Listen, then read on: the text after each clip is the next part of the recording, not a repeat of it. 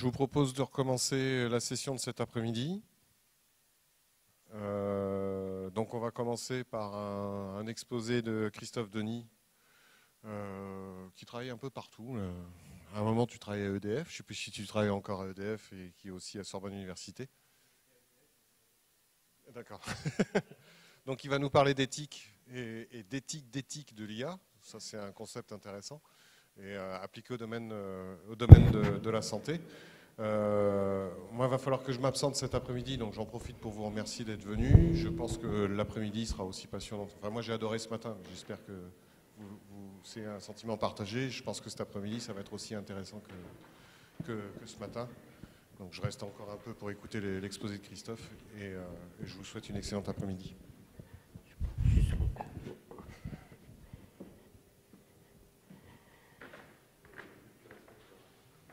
Je respecte 30 minutes.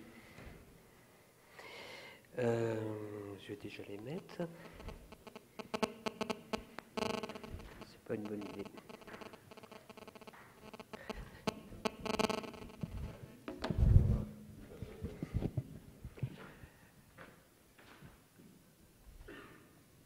Donc je vous souhaite tout d'abord une bonne après-midi. On va commencer en parlant d'éthique de l'IA dans le domaine de la santé. Alors comme a présenté Christophe, je suis donc enseignant-chercheur maître de conférence à Sorbonne Université, au laboratoire d'informatique de Paris 6, où je travaille dans l'équipe avec Jean-Gabriel Gagnacia sur des problèmes d'éthique. Et depuis un moment, on parle de problèmes d'éthique, d'explicabilité, de validation. Et depuis l'année dernière, donc, parce qu'on voit que c'est très lié, en tout cas la partie informatique, la partie philosophique, donc je mène une thèse en philosophie des sciences à l'ERIAC, à l'Université de Rouen, et mon directeur de thèse est Franck Varani.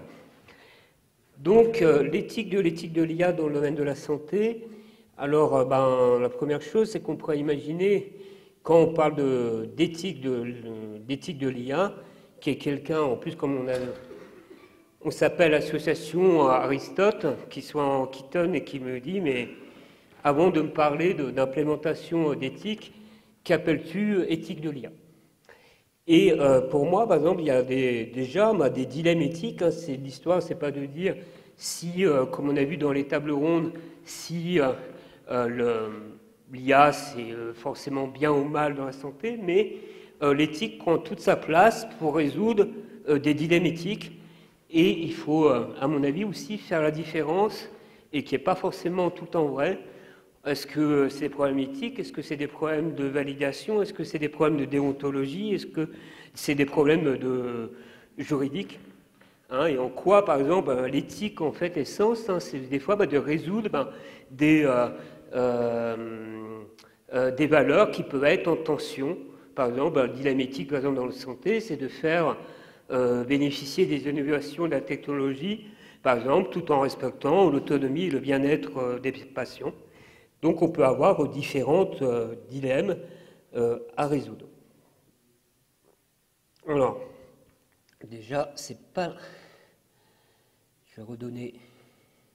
J'ai un petit souci que je vais reprendre. Tout.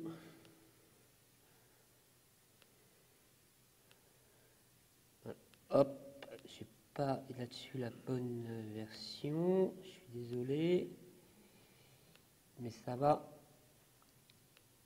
repartir. Hop.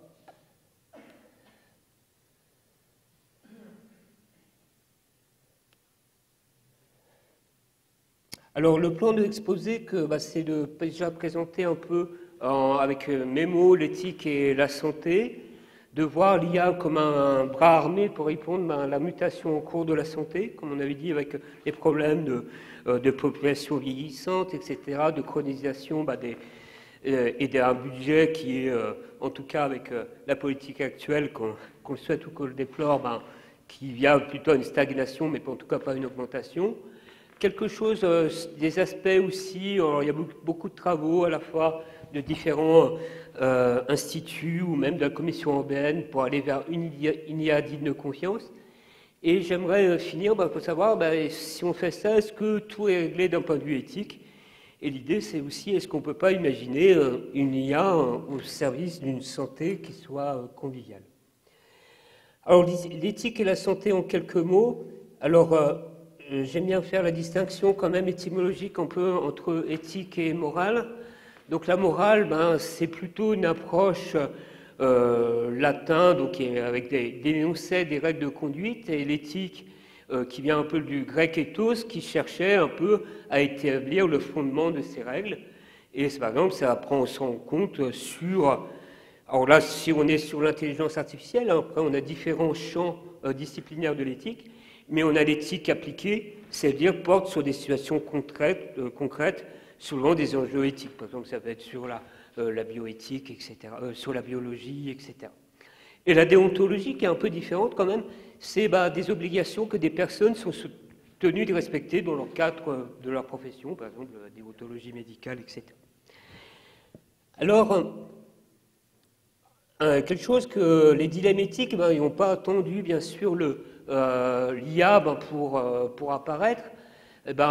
Généralement, l'éthique est là pour, lorsqu'il y a des valeurs, des principes qui rentrent en opposition. Par exemple, que lorsqu'on parle de la volonté de transparence, c'est aussi en contradiction avec le respect de la vie privée. Et puis, récemment, un peu dans l'actualité française, on a eu un exemple sur lequel je ne vais peut-être pas revenir. Et dans le domaine aussi un peu de l'IA, on peut aussi avoir, comme on a parlé aussi des facteurs humains, c'est un médecin diagnostique un cancer terminal chez sa patiente, et il sait qu'elle a un état dépressif, et il estime qu'il ne supporterait pas qu'elle sache qu'elle est atteinte de cette maladie. Alors après, je ne suis pas suffisamment professionnel de la santé. Est-ce que ça se règle sous forme de dilemme éthique dans le cadre d'une procédure de déontologie? Mais on voit qu'il y a quand même des tensions entre la nécessité d'informer et la nécessité aussi de bienveillance par rapport à sa patiente. Alors il y a un autre exemple, alors là c'était vraiment le côté moral matching, donc c'était pour les véhicules autonomes, où il y avait un recensement un espèce de sondage planétaire pour dire, voilà, si je fais dans le cadre d'un véhicule autonome, est-ce que je préfère, dans un accident, dans un contexte accidentel, où je dois tuer des gens, déjà, ça pose déjà un problème éthique, est-ce que je préfère tuer le conducteur, est-ce que je préfère tuer le voleur, la femme enceinte, l'enfant, etc., ou la personne âgée? Et ce qu'on a vu, bien sûr, c'est qu'il y a aussi pas une universalité, ça dépendait aussi de certaines régions et cultures de certaines régions du monde qui avaient des résolutions un peu différentes. Et puis ça peut poser aussi un problème, c'est que si on sait que dans 20% des cas, ça va être le conducteur qui risque de dire on va le sacrifier, est-ce qu'on va continuer d'acheter cette voiture-là? Je ne pense pas. Donc l'IA, sur l'éthique, c'est aussi essentiellement, il ne faut pas l'oublier, aussi pour résoudre, essayer en tout cas, c'est de trouver des compromis, des fois entre des mauvaises solutions. Et sur la santé, ce qu'on a vu, c'est qu'il y a déjà une démographie qui est vraiment très galopante. Et ce qu'on voit en France ou dans les pays occidentaux, c'est une augmentation de l'espérance de vie et une espèce de stagnation, une stagnation de l'espérance de vie en bonne santé, et qui provoque des traitements de maladies de plus en plus chroniques, etc. Et en même temps, des problèmes dans le système économique et politique actuel, de rationalisation, entre guillemets, ou d'économie des soins. Alors, ce qui est bien, c'est de se rappeler quand même alors ma santé, même sans être spécialiste de santé, par exemple de l'OMS, par exemple au lendemain de la Seconde Guerre mondiale, où il y a eu des choses terribles, bien sûr, concernant des pratiques médicales, c'est qu'ils ont dit que la santé est un état complet de bien-être physique, mental et social, et ça ne consiste pas seulement en absence de maladie et d'infirmité. Je pense que c'est des choses qui sont aussi clairement intéressantes à se rappeler dans les contextes de développement d'outils, donc ce n'est pas juste guérir la maladie. Et ce qui est important, c'est en 2006, qui fait peut-être un peu, qui était un peu l'ancêtre de ce qu'on a actuellement en France sur la garantie humaine, c'est que, en tout cas sur le côté information, c'est qu'une opinion publique éclairée et coopérative de la part du public sont d'une importance capitale pour l'amélioration de la santé des populations. Donc il y a ces deux aspects-là. Et donc, l'IA peut être vue comme un bras armé pour répondre à la mutation en cours de cette santé, de la santé. Mais par contre, il faut se souvenir aussi, à mon avis, du passé. C'est parce qu'on n'a pas entendu les avancées de Yann Lequin sur le deep learning, etc., pour utiliser du numérique ou de l'intelligence artificielle sous les formes symbolique avant plus représentation des connaissances. Et par exemple, il y a déjà tous les problèmes d'addiction. Alors c'était par exemple le programme ELISA, donc c'était un programme qui simulait, vous voyez, sous une forme assez ruste quand même, la conversation d'un utilisateur avec un psychothérapeute. Et il y a eu d'abondante littérature après sur des gens qui étaient dans des phénomènes d'addiction, et on voyait que ce simple programme qui en fait, parce que là j'ai des étudiants qui actuellement le reprogramment, en fait, qui reformulaient des questions, qui reformulaient les propositions sous forme de questions, et ce truc-là, avant les chatbots un peu modernes, passaient partiellement des fois le test de Turing. Un autre aspect, c'est aussi le rôle un peu de l'IA pour la délivrance, par exemple, de médicaments. Alors là, c'était Mycin, dans les années 70. C'était basé sur de l'intelligence artificielle plus sous forme de représentation de connaissances et système expert. Donc, alors, ça permettait de délivrer des prédictions, des prescriptions d'antibiotiques qui étaient adaptées à l'âge et au poids du patient. Alors, ce qui est intéressant, c'est que généralement, on met toujours en contradiction que l'ancienne d'IA peut-être n'était pas assez performante, etc. Et ce n'était pas le cas parce que ça n'a pas été utilisé en fait pour des manquements de performance, mais d'acceptabilité de l'usage de l'ordinateur dans la médecine. Mais il faut dire aussi que pourquoi maintenant ça évolue, parce qu'on a vu que déjà que le contexte économique, le contexte démographique est différent, et aussi parce que maintenant les PC avant c'est quand même un objet un peu de science-fiction, et que maintenant tout le monde a un accès aussi à un PC, même s'il reste quand même, et il ne faut pas parce que c'est un peu réducteur, il reste quand même une grosse fracture quand même numérique sur une part de la population.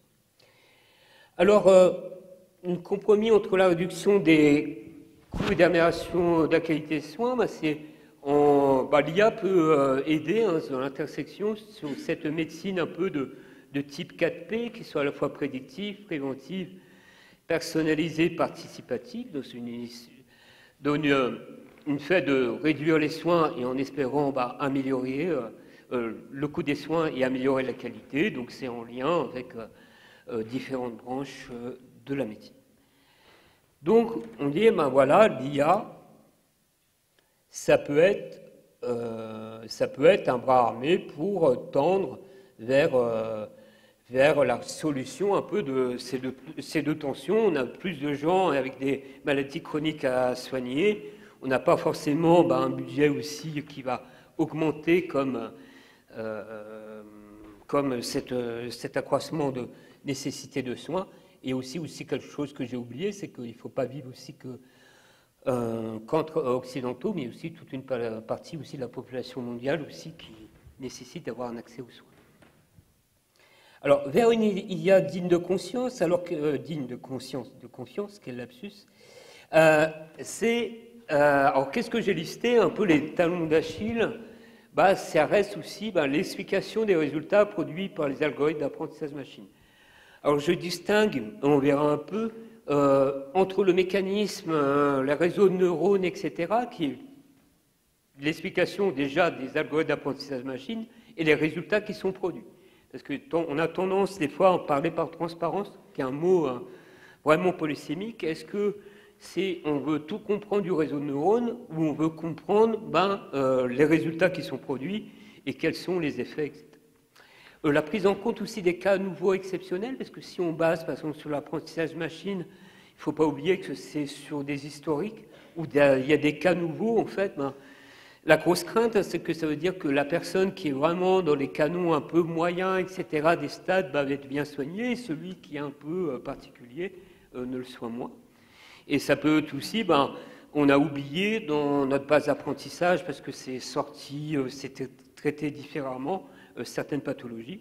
La validation des applications basées sur de l'IA, qui est un peu une différence quand même entre l'explication, parce qu'on n'est pas obligé quand même de comprendre un outil technologique pour s'en servir. Mais on peut faire confiance parce qu'il a été validé.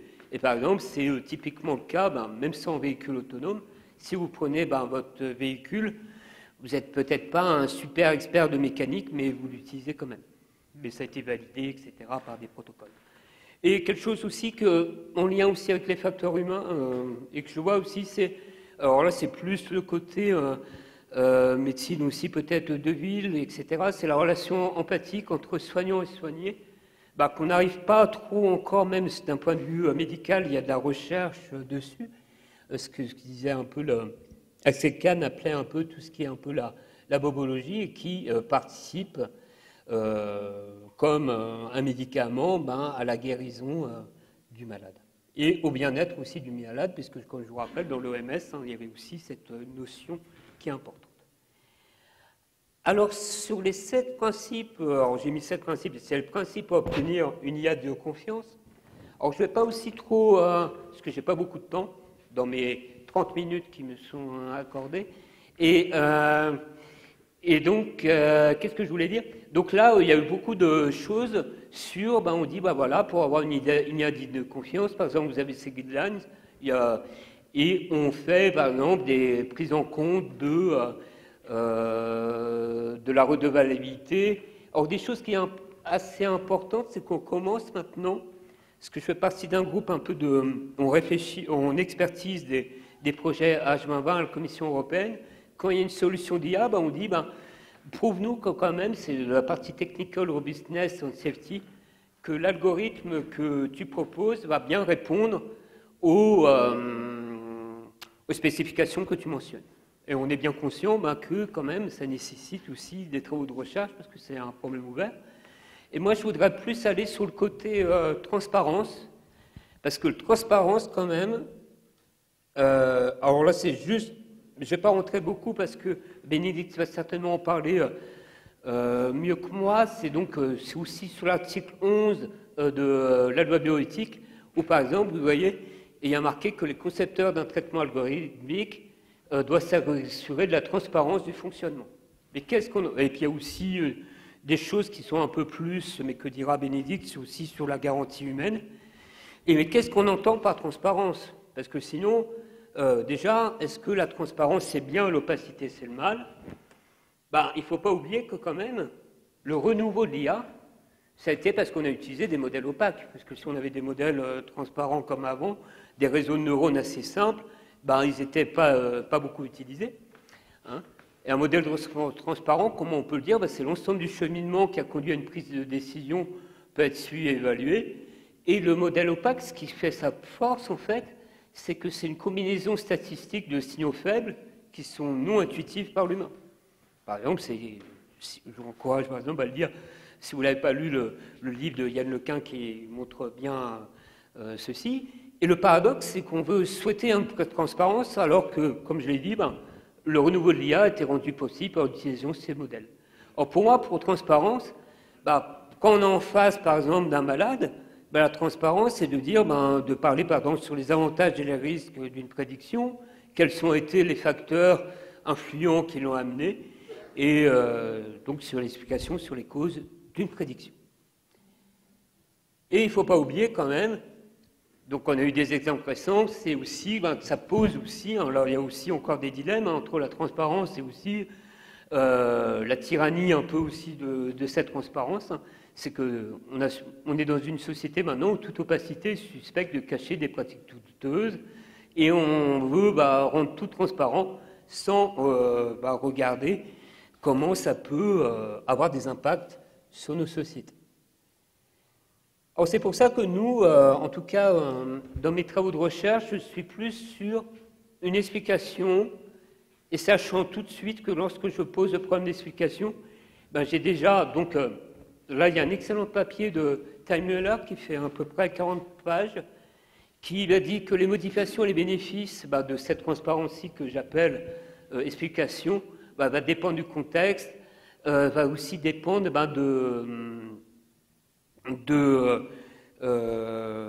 des personnes cibles et des aspects aussi cognitifs. Donc pose un dilemme éthique, c'est informer versus expliquer, sachant que si on est dans la pure information, peut-être on ne va pas arriver à des personnes qui n'ont pas le même background scientifique à apporter une explication. Et il y a nécessité de trouver un compromis, de mesurer la qualité d'une explication. Et c'est ce qu'on fait avec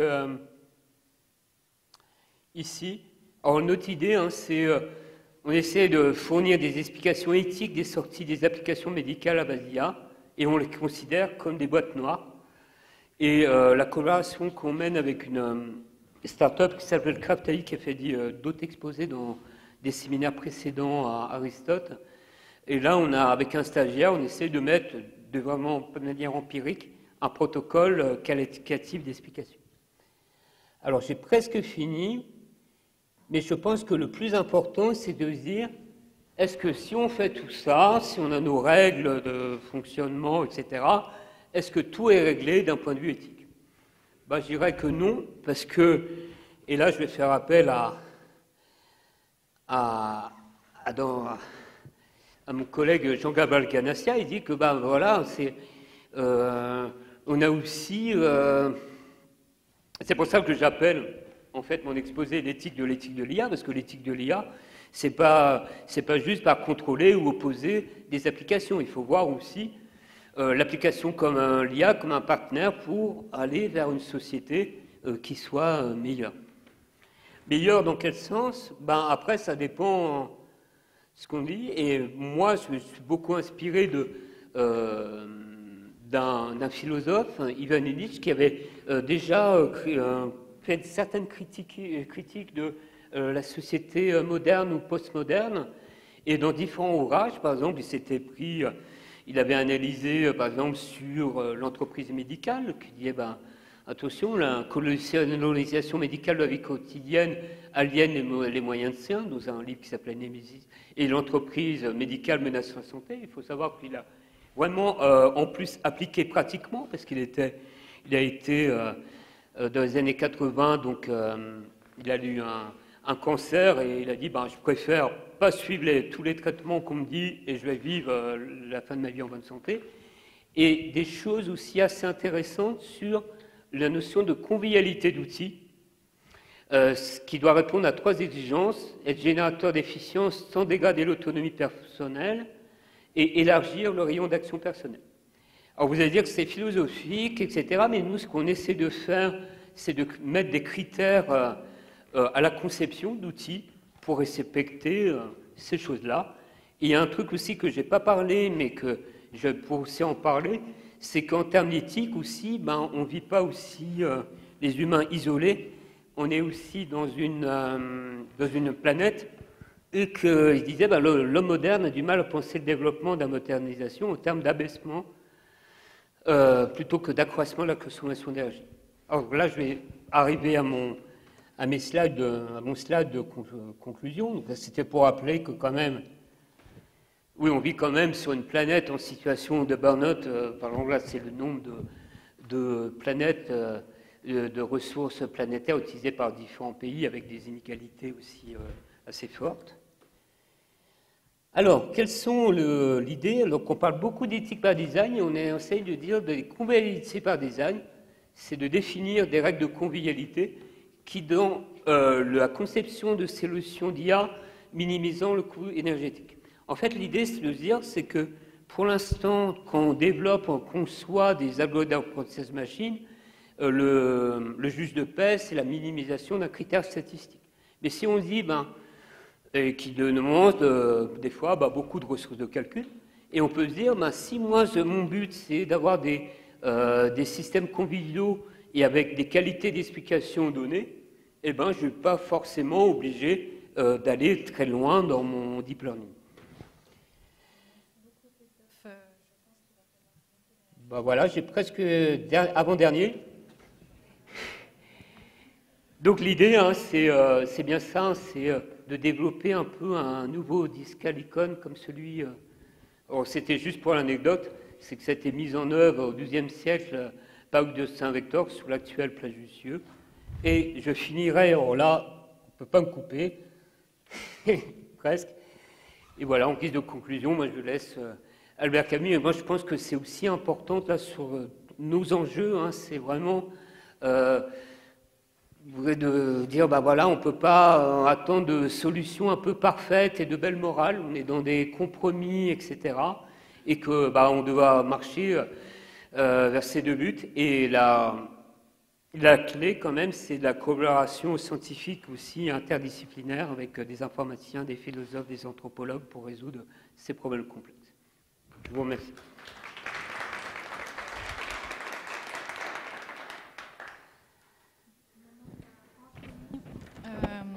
Avec la présentation de Nicolas Ponce, Sébastien Fromentin, Denis Caromel et Amine Louati, respectivement de l'INRA et d'Activeon. Sur le sujet Metagénopolis INRA Platform, Machine Learning et Activeon Orchestration On-Prem and On Clouds. C'est un titre un petit peu mystérieux de mon point de vue.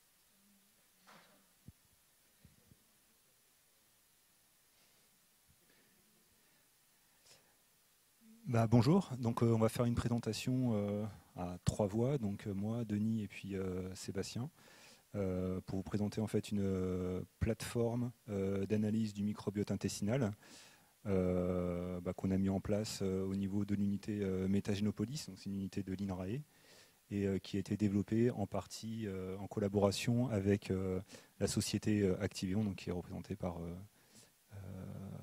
Denis Caromel, donc son président. Donc rapidement, en fait, je vais vous présenter le contexte d'étude. Donc nous, à l'INRAE, on travaille sur le microbiote intestinal, maintenant depuis 2007, donc ça fait presque 15 ans maintenant. Juste pour vous décrire rapidement ce qu'est le microbiote intestinal humain, c'est à peu près 100 milliards de micro-organismes. Donc c'est des bactéries, des champignons, des virus. C'est 10 fois plus que la totalité des cellules humaines que vous avez sur votre corps. C'est à peu près 2 kg. Et à côté de ça, c'est un acteur clé en fait, donc qui va interagir dans notre corps, notamment en interface avec l'alimentation. Et donc il est en contact avec un certain nombre de cellules, donc par exemple des cellules immunitaires. Et donc il va avoir donc c'est un acteur majeur finalement dans le bien-être, la santé et la maladie. Et donc je vais revenir un peu sur ce qui avait été dit dans la table ronde, c'est qu'aujourd'hui il y a une explosion des maladies chroniques par rapport à une baisse assez drastique des maladies infectieuses. Et ce qui avait été dit donc, dans la table ronde, c'est que d'ici 2025-2030, 25% de la population mondiale sera concernée par ces maladies chroniques. Donc c'est un enjeu majeur finalement de santé, donc de s'attaquer à ce qu'est le microbiote et comment on peut agir sur lui pour essayer de comprendre les interactions qu'il peut avoir avec ces maladies-là. Donc, dans ce cadre, l'unité Metagénopolis a été construite donc, au niveau de l'INRAE, donc à Jouan-Josas. Donc c'est un centre expert donc, dans l'analyse du microbiote intestinal et je dirais maintenant plus généralement du microbiote humain. Et c'est un projet qui est financé donc, par les plans d'investissement d'avenir, donc depuis 2012. Et son financement a été prolongé là, récemment jusqu'en 2025. Alors par rapport à la santé, je vais passer assez rapidement sur le contexte de Metagénopolis, les différentes plateformes qui sont mises en œuvre. En gros, voilà, nous on cherche, en tout cas sur le volet santé, on cherche à répondre à différentes questions, que sont déjà, est-ce qu'on est capable d'identifier des biomarqueurs bactériens associés à la maladie, à ce que nous on appelle la dysbiose en fait, du microbiote. Comment on peut stratifier les individus pour aller vers une médecine plus personnalisée. Par exemple, est-ce qu'on est capable de caractériser des microbiotes qui sont répondeurs, des microbiotes non répondeurs pour certains médicaments, certains types d'alimentation. L'impact des médicaments sur le microbiote. Identifier et bien évidemment des molécules bioactives. Et puis, des métabolites ou des fonctions qui seraient en interaction directe entre le microbiote, les bactéries, et puis les cellules de l'hôte. Donc là, je vais laisser la parole à Denis qui va vous présenter le contexte d'Activeon. Merci beaucoup Nicolas. Donc c'est un plaisir d'être ici pour vous présenter ces travaux communs. On travaille avec l'INRA depuis maintenant 5 ou 6 ans, je crois, au moins, peut-être voire plus. Donc Activeon est une société française issue de la recherche publique, puisque c'est une société que j'ai créée il y a 12 ans et qui était au départ un transfert de technologie de l'INRIA. Et donc on a toujours un ADN et un microbiote aussi très R&D. Donc on continue de faire beaucoup de R&D, on participe à des projets collaboratifs et on a parmi nos clients des grandes sociétés publiques françaises comme l'INRA, le CNES, le CEA, mais on a aussi des clients à l'international, en Angleterre, aux États-Unis, au Luxembourg, en Suisse. On a par exemple le plus grand hôpital de Suisse qui s'appelle le CHUV, qui nous utilise pour faire des analyses pour tout ce qui est Alzheimer, Parkinson, Parkinson, etc., à partir de scans, aussi bien en aspect clinique qu'en aspect R&D, puisque avec notre plateforme, ils participent au Human Brain Project qui vise à faire des avancées dans ce domaine. Donc en fait, ce que l'on offre, c'est une solution d'orchestration, d'analyse de données pour tout ce qui est big data et intelligence artificielle. Donc on va fournir, comme on va le voir, est-ce que ça marche? On va fournir des chaînes de traitement qu'on appelle des workflows qui vont pouvoir modéliser tout un ensemble de pipelines et automatiser et accélérer les traitements. Donc on accélère aussi bien la définition et la programmation de ces chaînes de traitement que l'exécution en la distribuant et en la parallélisation sur des CPU, des GPU, etc. Et on croit fondamentalement que aujourd'hui, dans ce domaine, on a différents types d'utilisateurs. On va avoir des geeks qui vont mettre les mains dans le cambouis jusqu'au coude et qui vont programmer des systèmes directement au niveau des langages de commande, par exemple.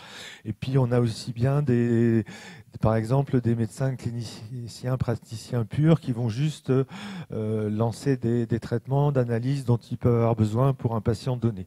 Et on est capable, avec nos différentes interfaces, de servir l'ensemble des utilisateurs de ces technologies. Alors, juste quelques idées de ces interfaces. Donc, des interfaces d'automatisation des traitements pour être capable, dans le cadre de la clinique, par exemple, de gérer tous les traitements qui sont nécessaires. Des interfaces de construction interactive avec le studio de chaîne de traitement. Et sur la droite, ce que vous voyez, c'est TensorBoard. En fait, c'est des interfaces spécifiques qui viennent des outils de construction de machine learning qui permettent d'avoir des analyses plus fines de ce qui se fait. Donc on permet aux utilisateurs finaux de visualiser de façon sécurisée des choses complètement custom qui viennent des bibliothèques d'intelligence artificielle et de machine learning, par exemple. Et des interfaces vers tout ce qui est le monde de Jupyter, Python et tout un ensemble d'analytiques. Donc je vais repasser la parole à Nicolas qui va pouvoir vous présenter tout ce qu'il réalise à faire avec ces outils. Voilà, donc en quelques slides, on va vous montrer finalement comment on étudie le microbiote intestinal à Métagénopolis, je dirais même plus largement dans la communauté qui s'intéresse au microbiote, et quelques applications en fait, d'apport de quelques briques d'intelligence artificielle dans son analyse. Donc en fait, comment ça se passe l'analyse du microbiote? Donc ça, c'est un pipeline assez classique qu'on déploie donc à Métagénopolis. Donc il y a toute une partie. Je sais pas s'il y a une lampe. Non.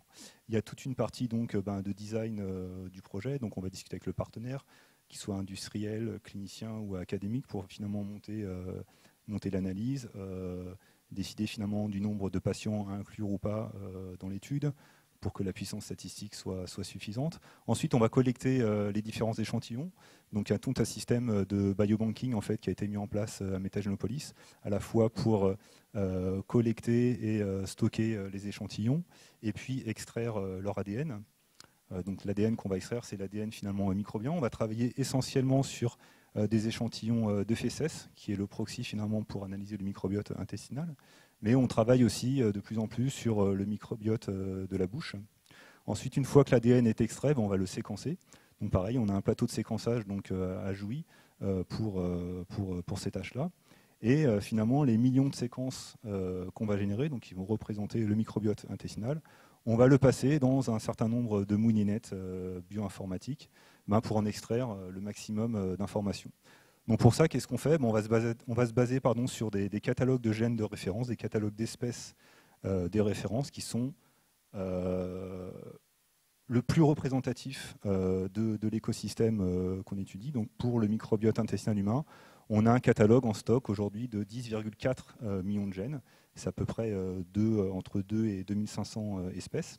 Donc on va venir projeter ces petites séquences sur ces catalogues. Et nous, ce qu'on veut à la fin, c'est construire une grande table d'abondance qui va nous permettre d'avoir finalement une idée de la présence ou l'absence des différentes espèces dans les différents individus, et puis leur abondance. Et donc à partir de ces grandes tables de comptage, on va pouvoir déployer tous les algorithmes biostatistiques, donc qui incluent l'intelligence artificielle, pour en extraire finalement les différentes informations, ce que je vous disais tout à l'heure, les biomarqueurs, comment on va stratifier les individus les uns par rapport aux autres, comment on peut construire des modèles de prédiction ou de pronostic.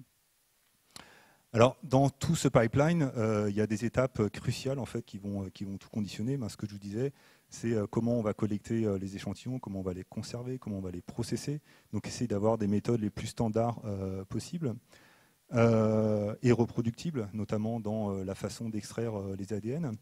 Comment on va séquencer, la qualité du séquençage, à quelle profondeur, combien de quantité d'ADN on veut séquencer, la vitesse aussi. Donc ça, c'est des choses qui ont beaucoup évolué dans ces 20 dernières années. Pour un exemple, nous, à Metagénopolis, on séquence en un jour l'équivalent de 45 génomes humains. Le génome humain, il a été séquencé et publié en 10 ans. Après, ce n'est pas spécifique à Metagénopolis, c'est aujourd'hui l'évolution de ces différentes machines-là. Donc, effectivement, il faut des catalogues de gènes suffisamment représentatifs. Et puis, là, on est dans un ère de big data, donc il y a toutes les problématiques d'accès, de sécurité, et puis d'analyse de ces types de données. Donc un exemple d'analyse qui a été mené au laboratoire en collaboration avec un hôpital de Shanghai. Donc c'est une publication, c'est un travail qui a été publié en 2014, et c'est un des premiers travaux finalement où a été incorporé, on va dire, les premières briques d'intelligence artificielle, de machine learning, on va dire, pour identifier, pour essayer de construire des modèles de prédiction. Donc c'est un travail qui s'intéressait à la cirrhose du foie. Donc on est parti d'une cohorte d'individus sains, donc 83, et d'individus malades donc pour la cirrhose du foie, 98 individus. Donc on a fait le séquençage, on a identifié les différentes espèces en présence avec leurs abondances. Donc ça c'est un tableau finalement qui représente l'abondance et la présence des différentes espèces avec un code couleur symbolisant leur abondance. Et ce qui a été identifié, c'est 66 espèces marqueurs qui permettaient finalement de bien stratifier la population malade de la population saine. Et finalement, avec un algorithme tout simple de machine learning, basé sur un algorithme génétique, on a pu identifier 7 espèces modèles qui permettaient de correctement stratifier, de prédire finalement si un individu était malade ou sain.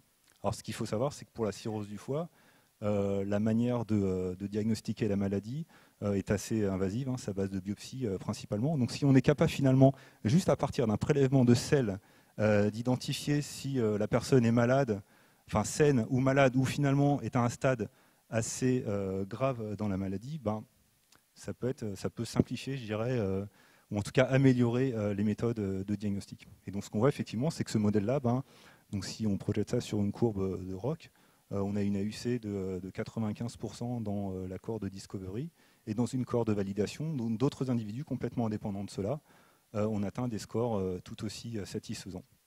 Donc là, je vais passer la parole à Sébastien sur une autre étude. Donc moi, je vais continuer en fait un autre exemple montrant encore un peu les outils en fait que l'on utilise. Ça sera un petit peu de machine learning, mais d'un point de vue modèle d'apprentissage statistique, pour en fait aborder ensuite les questions de l'état actuel de nos outils d'analyse et introduire nos volontés de pousser ces outils et notamment de les adapter à des projets en fait, à des projets plus importants en taille de cohorte. C'est des réflexions qu'on a commencé déjà avec Activeon, voire même avec d'autres personnes, mais je vais commencer d'abord avec cet exemple-là, qui était en fait, qui est le cas d'un projet européen qu'on a notamment sur des questions d'obésité, et donc qui montait un petit peu plus en puissance que le cas classique d'avoir 50 individus malades versus 50 individus sains. Ici, on montait à peu près 1000 individus. Et notamment, une des problématiques, c'était l'obésité, donc comme j'ai dit, avec un paramètre très classique qui est le BMI, donc l'indice de masse corporelle. Et l'un des exemples ici qu'on a réussi à mettre en place, c'était des régressions, en fait, une régression linéaire pénalisée avec une pénalisation de lasso. C'est pas forcément ça qui est intéressant, c'est que à partir de cette taille de données, donc d'à peu près 1000 individus, on a pu commencer à avoir des modèles d'apprentissage. Donc on séparait en 80% pour la cohorte de training et 20% de validation. Et ce qu'on a pu montrer qui était intéressant, c'était de montrer qu'on augmentait significativement la qualité du modèle parce qu'on faisait tourner un modèle qu'avec des données épidémiologiques, donc en essayant de prédire en fait la valeur du BMI, donc la valeur d'obésité entre guillemets de nos sujets. Donc soit on partait que de données épidémiologiques, soit on partait que de données microbiennes, soit on faisait un combo des deux en entrée. Et on a montré que, les variables microbiennes permettaient une augmentation de la prédiction du BMI. Et donc ça nous montre, cet exemple-là, on le montre pour deux raisons. Tout d'abord, on va montrer à nouveau, mais pas mal d'entre vous le savent, je pense, l'intérêt du microbiote intestinal et le boom qu'il y a autour du microbiote intestinal à l'heure actuelle, mais de montrer aussi que on peut faire du machine learning et du deep learning, à notre avis, avec des données et dans les thématiques du microbiote intestinal. Même si c'est encore très très très peu développé, surtout en ce qui concerne le deep learning. Et donc ça va être un peu là le principe des quelques diapositives suivantes. C'est un peu le futur et les outils qu'on aurait envie de développer. Donc j'introduis ici un peu le futur de nos projets. C'est qu'on est on est resté pendant des dizaines d'années dans un contexte où on avait le cas classique, c'est-à-dire on étudie une maladie et on est dans un cas clinique entre guillemets où on a une centaine d'individus malades qu'on oppose à une centaine d'individus sains. Ce qui est quand même assez restreint en termes de puissance, même si on peut déjà y faire des choses intéressantes d'un point de vue statistique. Mais la volonté des projets à venir, c'est de plus restreindre à des centaines d'individus, mais de passer à des milliers, dizaines de milliers et une centaine de milliers en fait. Et on est sur des constructions de projets en fait à l'heure actuelle où on a envie à Métagénopolis de s'intégrer pleinement dans un projet qui référencerait en fait l'ensemble du microbiote intestinal français, que ce soit de la personne au plus bas âge, donc de très jeune âge, à la personne âgée, et en allant de la personne saine à la personne malade. C'est un projet qui est vraiment en train de se construire à l'heure actuelle, qui s'intègre en fait à un projet nettement plus large, qui a été lancé l'année dernière, à la fin de l'année dernière, qui s'appelle le projet 1 Million, en fait, qui a pour but de séquencer 1 million de métagénomes, et qui a été lancé officiellement l'année dernière, donc à la conférence internationale de génomique, la 14e, et auquel, donc, que ce soit entre la Chine, l'Europe du Nord, la France, on s'intègre donc parfaitement, donc avec différents instituts ici listés. Et nous, donc, notre part là-dedans, c'est de séquencer le métagénome en fait, de 100 000 individus français. Et donc, qui dit 100 000 individus dit une source immense en fait pour développer de nouveaux outils. Alors, que ce soit des nouveaux outils d'analyse, donc en tout genre, et là-dessus, que ce soit du deep learning, mais aussi même de l'optimisation de nos calculs. C'est une source potentielle immense en fait à venir, tout simplement. Donc là, je repasse la parole. Donc c'est la dernière partie du talk qui est un peu plus technique du point de vue informatique.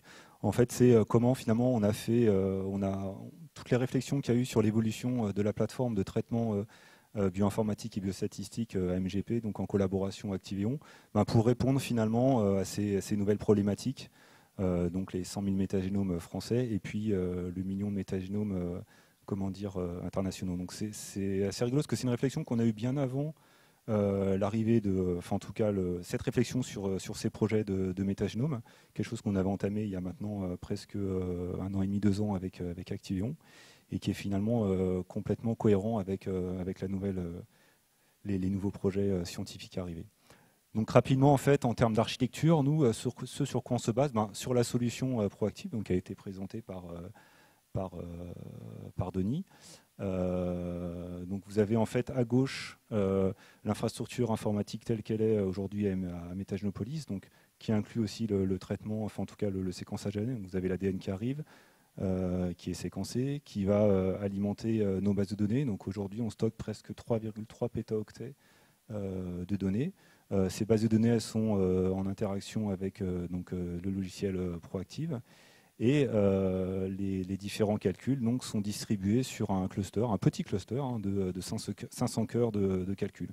Et en fait, aujourd'hui, toute la problématique, c'est 500 cœurs, c'est très bien pour traiter 1000 échantillons. Pour 100 000 et 1 million d'échantillons, c'est inconcevable. Alors, on pourrait choisir finalement d'augmenter notre infrastructure en local. Là, on va avoir un problème de salle. Notre salle, elle est complète, on ne peut plus rajouter de serveurs. Donc finalement, l'idée, c'était de voir comment on pouvait faire du débordement de calcul dans les solutions cloud qui sont proposées aujourd'hui. Donc avec Activion, finalement, on a monté, pas directement nous, c'est Activion qui avait monté une série de POC, et donc nous, on s'est intégré dans ces POC-là. Donc le POC s'appelle POC in the Box.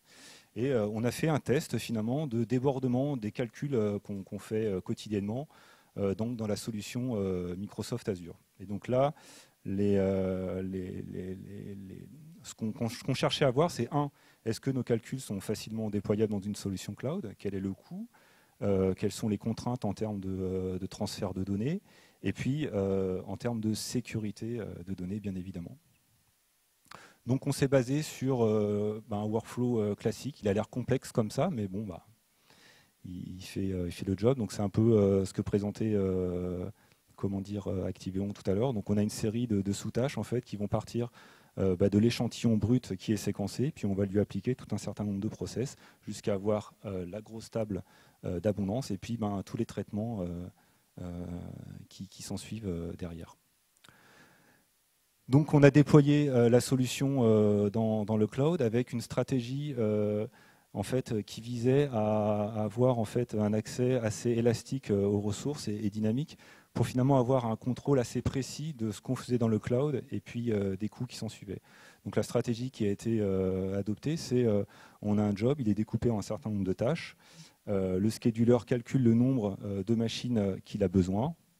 Il va les ressourcer sur le cloud, donc les machines démarrent. Les travaux sont effectués. Dès que les résultats sont envoyés, la machine est éteinte. Et donc on sait vraiment à la minute près ce qu'on va payer finalement au provider de cloud. Donc là, en l'occurrence, c'était Microsoft Azure. Donc là, à droite, vous avez un exemple finalement des coûts qu'il y a eu. Donc c'était 47,38 € pour à peu près une trentaine d'échantillons. Alors sachant que dans ces coûts-là, il y a des coûts qui sont incompressibles, il y a des coûts de mise en place des machines virtuelles, etc. Nous, ce qu'on avait calculé, c'est que c'était un peu moins de 1 € finalement pour le traitement d'un échantillon. On a essayé d'imaginer, d'évaluer finalement quel était le gain par rapport à ce qu'on payait chez nous. C'est assez difficile finalement parce que nous, les machines, elles sont allumées en permanence. On a estimé qu'il y avait peut-être un gain de x4, x5, mais c'est assez difficile d'estimer ça. Donc en termes de résultats, ce que ça permet de faire, c'est d'étendre les capacités de calcul internes. Donc, après, possibilité de mettre un point de reprise sur activité, ça c'était une autre question. Une agilité du processus d'innovation et notamment un accès à une grande diversité de machines qu'on n'a pas forcément en stock chez nous aujourd'hui et puis qui sont menées aussi à évoluer. Donc par exemple, vous avez accès à des GPU, des CPU beaucoup plus puissants, des machines avec beaucoup plus de mémoire. Ce que je disais tout à l'heure, la définition des coûts en termes de calcul. Au niveau du stockage, c'est un peu plus contraignant. Dans la plupart des clouds, c'est gratuit finalement de pousser de la donnée. Après, il y a un coût pour le stockage. Par contre, dès qu'on veut ressortir de la donnée, là, ça devient un peu plus embêtant et ce n'est pas forcément des coûts, c'est des coûts qui sont un peu cachés. Donc ça, c'est des choses qui sont aussi à bien garder en tête. Donc les opportunités, c'est de faciliter le débordement en essayant de respecter au maximum les normes de sécurité. Donc nous, ce qu'on cherche, c'est des clouds qui soient certifiés hébergeurs de données de santé. Donc c'était le cas de Microsoft. Entre-temps, il y a eu le Cloud Act qui est passé, donc des contraintes supplémentaires qui nous ont mené à avoir d'autres réflexions sur d'autres providers. La solution cloud aussi pourrait nous permettre de mettre à disposition des plateformes d'analyse du microbiote à destination de cliniciens et d'industriels. qu'ils ne soient plus obligés finalement de passer par nous pour des tâches assez simples. On construit une machine virtuelle avec tous les outils disponibles, on met leurs données dedans, on leur donne la machine virtuelle sur le cloud, et puis ils peuvent faire les analyses qu'ils veulent faire. Et puis après, nous, on contrôle mieux finalement le coût que ça a derrière. Et puis finalement, d'aller, alors ce que disait Sébastien, c'est là on va avoir des tonnes, enfin une masse inconsidérable de nouvelles données. Et donc dessus, on va vouloir appliquer des nouveaux algorithmes de machine learning, d'intelligence artificielle, donc de deep learning notamment. Et le cloud va pouvoir nous permettre d'accéder à des nouvelles ressources de calcul, plus adaptées. Donc voilà, finalement, je vais résumer un peu tout ce que j'ai dit dans les challenges prochains. Alors le premier challenge, c'est en termes de biologie, c'est ce qu'on va essayer de définir, c'est le microbiote sain. Là, il y a une grande question, finalement, qu'est-ce qu'un microbiote sain, qu'est-ce qu'un microbiote normal? Est-ce qu'il est sain par rapport à quelque chose? Il y a toutes des questions philosophiques, éthiques, je ne sais pas. Voilà, il y a des choses à définir derrière tout ça. On va rentrer dans l'ère, c'est des mots que je vois apparaître un peu dans la littérature, du Next Generation Big Data, donc avec des nouvelles contraintes, des nouveaux outils certainement. L'idée, c'est comment on va apporter le deep learning donc à l'analyse du microbiote. Alors derrière, il y a toutes les questions d'éthique, ça on en a parlé tout à l'heure, puis j'imagine qu'on va en parler dans les présentations d'après, donc l'éthique autour de l'intelligence artificielle, mais aussi de la donnée, comment on la collecte, qu'est-ce qu'on a le droit de faire en termes de curation sur la donnée, comment on peut la partager. Dans le cas du projet français, c'est facile, toutes les données elles sont françaises, donc elles vont être dans des dépôts de données français, donc ça va être assez facile de partager, quand bien même on aura les droits. Par contre, dans les projets internationaux, comment on fait du point de vue du RGPD? Comment on peut échanger avec les Chinois? Comment on va pouvoir échanger avec les Américains? Donc il y a toutes ces questions à prendre en compte, et donc notamment dans tout ce qui est régulation autour de la donnée, donc ce que je disais. Et puis oui, dernier point, c'est se tourner aussi, pas forcément se centrer donc, sur les offres des GAFAM, mais aussi regarder ce qui se fait au niveau français et européen. Et donc ça, c'est quelque chose qu'on va vouloir explorer là d'ici les prochaines semaines, notamment à travers OVH Cloud. Voilà, on vous remercie pour votre attention.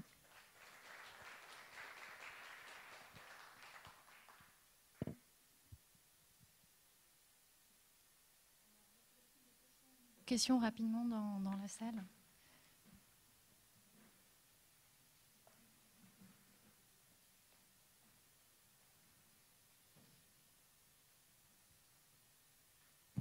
Oui, merci pour votre présentation. Est-ce que vous êtes en contact avec la société Seventure qui a un fonds de capital risque microbiome? Est-ce que vous êtes en contact avec la société de capital risque Seventure qui a un fonds microbiome? Alors pas nous directement, par contre toutes les startups en fait, qui ont été construites, notamment autour du projet Metagenopolis, donc je pense à Antérome, Matpharma, etc. Elles sont en contact direct, elles sont financées d'ailleurs en partie par ces fonds d'investissement. Mais on connaît les personnes. Oui, c'est Isabelle de Crémou, c'est ça qui est. Oui. Y a-t-il une autre question? Oui, bonjour, Jean-Michel Rondeau, Atos, donc provider IT. Moi, j'ai une question. En fait, là, je vois des similarités avec un programme sur lequel on travaille qui s'appelle France Médecine Génomique, au niveau séquençage du génome, la notion de pipeline, etc. Et une question, peut-être assez technique pour les experts en termes de décomposition, job, tâches, scheduling. Quel type de scheduler vous utilisez pour faire cette orchestration hybride? J'ai pas bien entendu. Quel type d'orchestrateur? Vous avez un orchestrateur qui est commun entre le on-prem Tout à fait, oui. Donc en fait, l'architecture de la solution Activeon, c'est un scheduler orchestrateur de workflow qui peut travailler en mode natif, c'est-à-dire qu'il va scheduler lui-même les tâches, et il peut travailler également en mode meta-scheduling, par exemple sur un scheduler natif Slurm, PBS, LSF. Et il a en plus d'avoir un modèle de workflow qui est très puissant, qui intègre parallélisme, distribution, multitâche, on peut gérer de l'OpenMP, du MPI, etc. Sur le back-end, depuis la conception du système, on a pensé que la gestion des ressources était fondamentale. Donc, il intègre une brique qu'on appelle le Resource Manager. Ok, donc c'est un genre de méta-scheduler. C'est un scheduler plus un méta-scheduler avec gestion des ressources.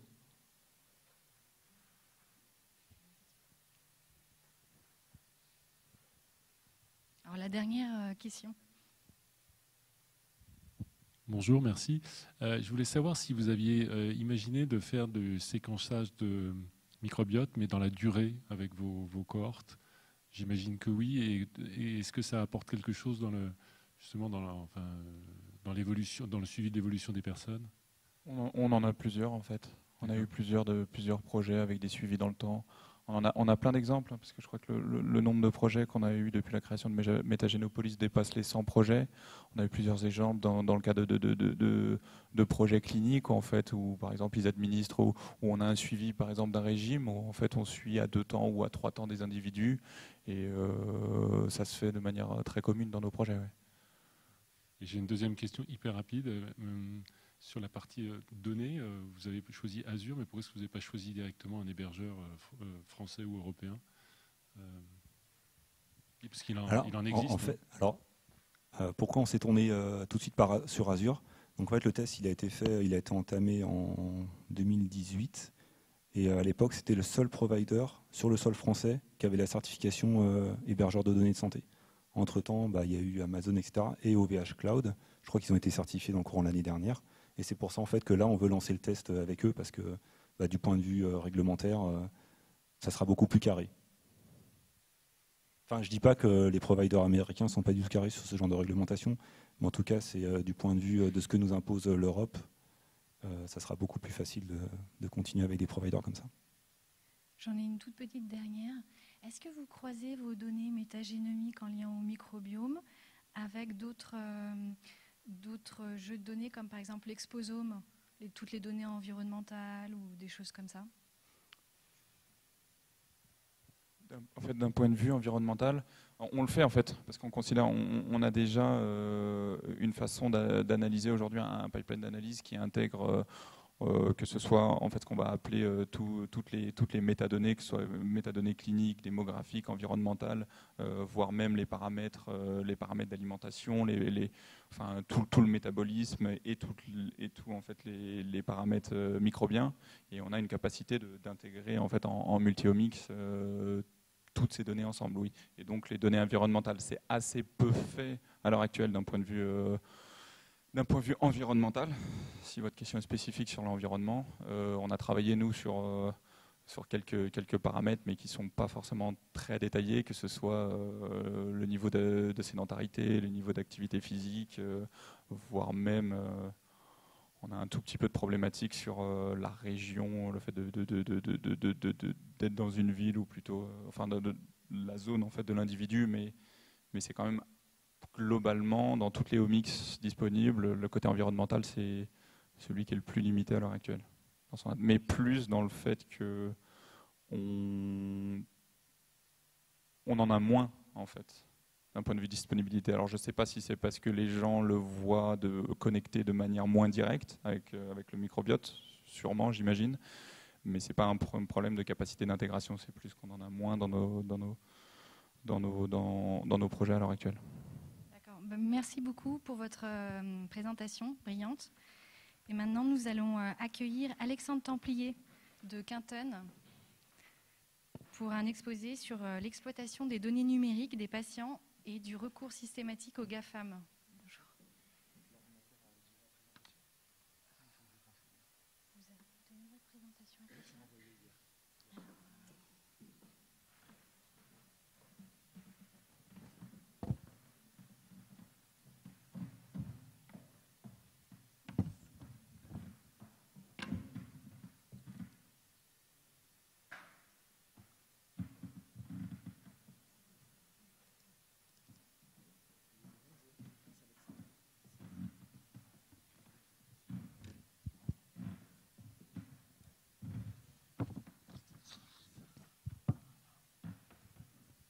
Bien, bonjour à toutes et à tous. Merci aux organisateurs de me donner l'opportunité de partager quelques idées avec vous aujourd'hui. Je vais tâcher d'être très synthétique et d'être plus synthétique que ce que j'avais prévu. Notamment, je pense que c'est en raison d'une tribune dans Le Monde que j'ai commis il y a quelques mois sur le recours systématique aux GAFAM qu'on m'a proposé ce titre, que je n'ai pas remis en question. Donc peut-être quelques mots sur les GAFA. C'est vrai que, et encore une fois, le titre c'est le thème central aujourd'hui, c'est l'exploitation des données de santé, le thème de l'exposé. Mais peut-être commencer effectivement par les GAFAM, parce qu'ils ont une telle position dominante aujourd'hui. On les connaît, on sait comment ils se sont développés. On en a parlé déjà ce matin. Certains d'entre eux, Google, Facebook notamment, ont un modèle économique exclusivement basé sur la valorisation de nos données au départ. Ce n'est pas tout à fait le cas pour Apple, Microsoft, et on voit que dans un certain nombre de sujets, d'ailleurs, on fait la distinction, et on a peut-être moins de méfiance vis-à-vis d'un Microsoft que ce qu'on peut avoir comme méfiance vis-à-vis d'un Google. Parce qu'en fait, la méfiance ou la confiance, c'est des thèmes qui sont très importants vis-à-vis de ces acteurs-là. Ils ont un capital de marque qui est juste énorme. Mais en face de ça, il y a des problématiques qui se posent. Notamment, il y a un certain nombre d'acteurs, je ne citerai pas de nom, mais il y a des acteurs qui ont mis en place des marques tellement fortes qu'elles se placent d'emblée en situation de surpromesse et de sous-delivery. J'ai assisté à ça à plusieurs reprises, et c'est assez frappant de voir ça. Ces derniers temps, il y a eu pas mal d'annonces qui ont été faites, de sociétés comme Google ou comme Amazon qui, de fait, ont accès immédiatement à des dizaines de millions de patients, de données de dizaines de millions de patients, à travers des réseaux d'hôpitaux ou à travers même le NHS en Grande-Bretagne, sans que les patients soient informés ou évidemment qu'on leur demande leur avis, etc., etc. Je vais aller très vite ici. Le message, en fait, qu'on peut faire passer vis-à-vis de ces gros acteurs, c'est d'abord, est-ce qu'ils sont vraiment incontournables et est-ce que c'est vraiment eux qui vont changer la face de la médecine, qui vont amener la médecine de demain? Quand on parle aux gens dans l'assurance, dans la banque, dans tous les secteurs, beaucoup craignent de se faire ubériser par ces gros acteurs qui ont effectivement des moyens quasi limités, qui ont la main sur un certain nombre de données. On sait à quel point les données sont au centre de toute finalement optimisation dans plein de domaines vis-à-vis de plein de critères de performance. Et en fait, encore une fois, le message, c'est qu'on assiste aujourd'hui à une explosion d'irrationalité. Ce que je veux dire par là, c'est qu'il y a une perte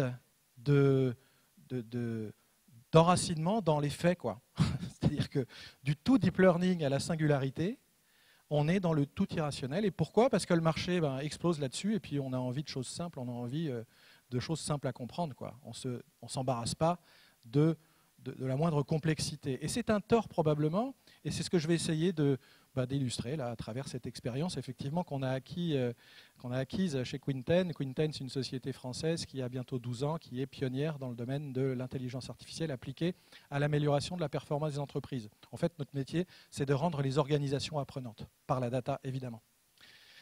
Donc effectivement, les images d'Épinal sont très fortes là-dedans. C'est-à-dire, intelligence artificielle, tac, ça nous renvoie dans Stanley Kubrick et 2001, l'Odyssée de l'espace. Tous les espoirs et tous les fantasmes et toutes les craintes. Comme on dit, la peur n'évite pas le danger, elle a plutôt tendance à provoquer le danger. En l'occurrence, maintenant, si on revient à la réalité de ce que c'est vraiment, et qu'on revient aux racines, même avant Turing, la Pascaline au XVIIe siècle était déjà une automatisation d'une tâche cognitive, c'était du calcul. Quelques siècles après, la machine de Babbage, est la même en plus perfectionnée, nous donne un niveau de sophistication qui n'est pas sans faire penser au saut qu'on observe depuis Kasparov qui se fait battre par Google au jeu de Go.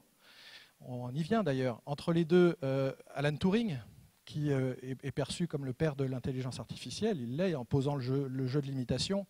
Vous connaissez tous le jeu de l'imitation. Donc on va y revenir sur le jeu de l'imitation parce que finalement il dit que, en gros, c'est pas tellement simuler l'intelligence humaine, c'est simuler la psychologie humaine. D'accord ? Et ça, c'est pas un détail, parce que quand on se place comme ça dans une perspective historique, on se rend compte que c'est comme l'horizon, la singularité. C'est-à-dire plus on avance et plus elle recule. Donc aujourd'hui, il y a un réel clivage entre les gens qui pensent que la singularité est à portée de l'humain, c'est-à-dire ce moment où il sera impossible de distinguer l'homme de la machine dans une interaction naturelle, dans une interaction en tout cas expérimentale, qui a fait pour but, dès ce que décrivait Turing dans le jeu de l'imitation, de les distinguer. La dernière innovation en date, elle remonte déjà à 2018, Sundar Pichai montre le système duplex de Google qui prend rendez-vous pour vous chez le coiffeur. Il y en a dans la salle qui ont vu cette démonstration, oui? Vous l'avez tous vu? C'est effectivement spectaculaire. Elle prend rendez-vous chez le coiffeur. Vous dites à votre assistant mobile, prends-moi rendez-vous chez le coiffeur la semaine prochaine, en début de semaine. Et là, vous entendez l'assistant qui appelle la boutique, vous entendez la coiffeuse qui répond, et le robot qui parle à la coiffeuse ne se rend compte de rien. Il est incroyable de voir le nombre de gens qui pensent que ça, c'est le jeu de l'imitation qui a été gagné. Pas du tout. Le jeu de l'imitation, c'est un expérimentateur qui est dans une expérimentation qui vise à mettre en échec un interlocuteur dont on ne sait pas si c'est une machine ou un humain. Il cherche à essayer de voir si c'est une machine. Là, en l'occurrence, quelque part, la coiffeuse était victime, ou en tout cas, elle subissait quelque chose dont elle n'avait aucune idée. Et en fait, il y a les réseaux sociaux se sont enflammés en disant « mais ça y est, on est à la singularité ». Pas du tout. La réalité est qu'en fait, on est sur des usages extrêmement verticaux, et qu'on est extrêmement loin d'une intelligence artificielle forte. Alors c'est important de rappeler tout ça, parce que le vrai sujet sous-jacent, c'est l'automatisation des tâches cognitives. On est sur des automates de l'immatériel.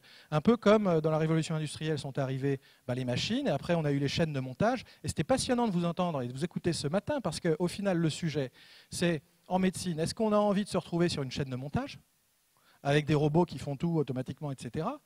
Est-ce qu'on a envie, nous, d'être la voiture, là, ou est-ce qu'on a envie d'être plus sur l'image de l'exosquelette, vous savez? Donc, qui fait que l'opérateur garde la main, il se meut, il se coordonne comme il le ferait sans... Mais simplement, on dépasse ses limites physiques.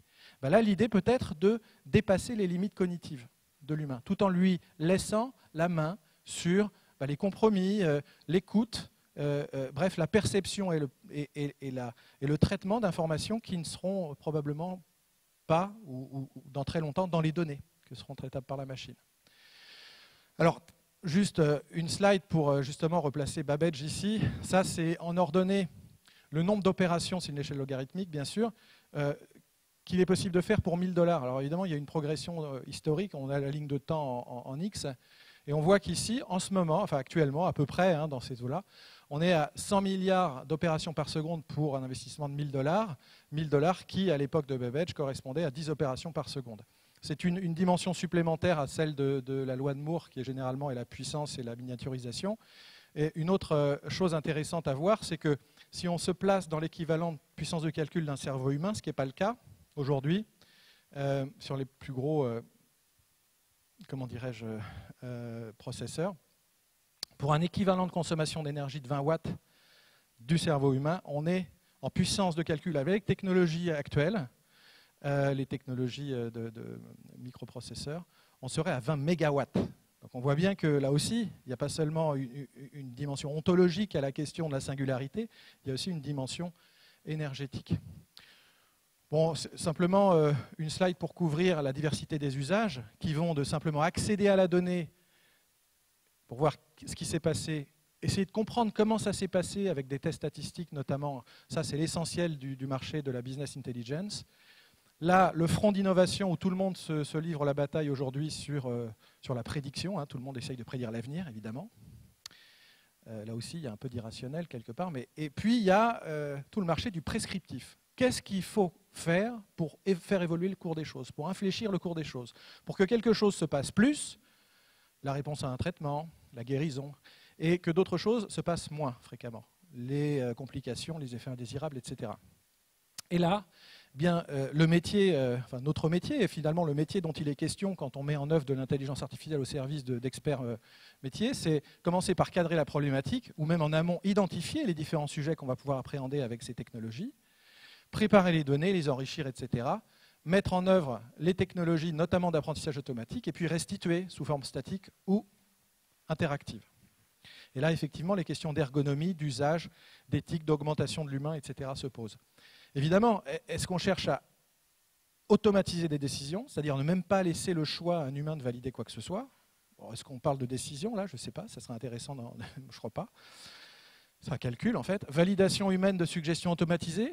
Alors là, c'est intéressant parce que dans l'ère du tout deep learning, il faut voir que des gens comme Onrun Ge qui font les cours sur Coursera portent une responsabilité forte à la simplification extrême.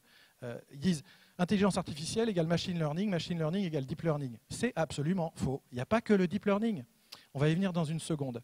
Et ce qui est important, c'est qu'en Chine, ils n'ont pas le choix que d'adopter massivement ces outils qui ne nécessitent pas des médecins, pour la raison simple qui est qu'il n'y a pas assez de médecins pour traiter tous les malades en Chine. Il y a une explosion des maladies modernes, des maladies chroniques, notamment dues au mode de vie moderne. Il n'y a pas assez de médecins en Chine pour traiter cette explosion des maladies. Ils sont obligés d'aller dans une voie qui ne sera pas la médecine augmentée, mais la médecine automatisée. D'ailleurs, ça a déjà commencé, notamment pour la bobologie, mais ça va beaucoup plus loin. Aux États-Unis, c'est autre chose. Ils ne sont pas dans cette pénurie, mais ils sont dans la quête de la profitabilité, peut-être aux dépens de beaucoup d'autres choses, souvent. Il faut savoir que si se développe massivement une médecine où le médecin est juste là pour valider, c'est la disparition de l'art médical en 10-15 ans. Parce que comment apprennent les médecins, comment ils apprennent leur métier? En regardant les anciens raisonner. Si les anciens ne raisonnent plus, disparition de l'art médical. Donc, quelques mots sur le machine learning. Il y a un auteur qu'on aime beaucoup chez Quinten, c'est Pedro Domingos, qui a écrit un livre qui s'appelle The Master Algorithm. Il est de Washington University. Je vous invite, si le sujet vous intéresse, pour voir un petit peu la diversité des outils en machine learning. Pedro Domingos, il fait un Google Talk d'1 heure. Dans les 20 premières minutes, il explique les 5 tribus du machine learning. Malheureusement, on n'a pas le temps là, de les couvrir, mais ce qui est intéressant, c'est qu'il parle des disciplines dans lesquelles ces approches s'enracinent. Donc il dit typiquement, les approches connexionnistes, dont les réseaux de neurones et le deep learning, qui est une modernisation des réseaux de neurones, s'enracinent dans les neurosciences. Tout comme les approches symbolistes qui consistent à extraire des règles s'enracinent dans la logique et la philosophie, la déduction, l'induction. Pour simplifier, pour aller droit au but avec cette slide, on a un gradient ici de complexification et de non-interprétabilité. Les approches réseau de neurones deep learning, par construction, ne sont pas interprétables. Il y a beaucoup de recherches menées actuellement pour les rendre interprétables. Et c'est bien. Mais fondamentalement, elles ne le sont pas. Vous avez à l'extrême inverse des méthodes qui sont directement, nativement interprétables. En tant que société, évidemment, on a développé des expertises sur l'ensemble de ces technologies et on a développé une technologie et une expertise très rare dans le domaine symboliste. Mais avant de vous donner des exemples, 2 mots pour introduire l'exploitation des données de santé. De notre point de vue, et c'est une manière de voir les choses comme une autre, il y a 2 modalités de l'exploitation des données de santé. Vous avez une modalité qui est centrée sur aider les professionnels de santé à produire une meilleure médecine au meilleur coût, on en a largement parlé, qui est évidemment drivée par les usages. C'est les usages qui vont amener en fait tout ce qui est convergence sémantique, etc., et puis interopérabilité qui vont l'accélérer. Et puis tout l'écosystème dans lequel on va avoir le patient, les fabricants de dispositifs médicaux, les labos pharma, etc. C'est une vision un petit peu décalée par rapport au tout patient-centric, parce que c'est vrai qu'il faut être patient-centric, les sociétés ne le sont pas assez. Mais enfin, ce qui est intéressant, c'est que cette vision-là, elle est aussi liée au développement massif des API, les Application Programming Interface. Et ça, ce n'est pas de nous, hein, c'est de IDC, ça date de l'année dernière. Ça, c'est quelque chose qui est amené à se développer. En fait, l'entreprise et son écosystème. Et on pense qu'à l'ère où se développent les entrepôts de données de santé, qui quand même correspondent à une vision un peu statique des choses, la clé va être dans la dynamique de valorisation beaucoup plus que dans la détention. Alors évidemment, cette médecine, ça c'est le premier usage, donc en support des professionnels de santé, on est en train de parler d'une médecine qui va aller de l'empirique au data-driven. L'empirique, c'est quoi? Aujourd'hui, on surveille tous vos signes, notamment sur les maladies cardiovasculaires. Il y a 10 facteurs de risque. Ce sont des risk factors qui ont été identifiés par des approches très statistiques, notamment avec l'accord de Framingham aux États-Unis, qui se poursuit d'ailleurs, et qui a permis de voir que, effectivement, il y a par exemple la glycémie, l'indice de masse corporelle, le cholestérol, etc., dont, si on s'écarte trop de la moyenne, sont associés à la survenue d'incidents cardiovasculaires graves. Du coup, on essaye de tous nous ramener dans la moyenne de ces signes-là. Alors, ce qui a sauvé des vies, hein, le simple fait d'arrêter de fumer, voilà, ça, c'est pas nous ramener dans la moyenne, c'est nous dire ça, c'est mal. Et c'est vrai, c'est mal, de toute façon. Et donc, par contre, maintenant qu'on a sauvé des vies avec ça, on se rend compte qu'avec plus d'1 milliard et quelques de gens sous statine dans le monde, ça commence à poser d'autres problèmes. Parce que la plupart n'ont pas besoin de ces statines-là. Pareil pour les antihypertenseurs. Il y a des études qui ont montré que quand vous faites une période de wash-out, comme on dit au début d'une étude clinique, que vous avez des gens sous antihypertenseurs, vous leur supprimez ça pendant 2-3 mois, eh bien, à la fin des 2-3 mois, il y en a 30% qui sont plus hypertendus. Ça veut dire qu'il y en a 30% qui prenaient des antihypertenseurs pour rien. Ça sont des exemples qui sont vieux en plus, hein. Donc on voit bien qu'il y a plein d'articles qui le montrent, qu'on va aller d'une médecine un petit peu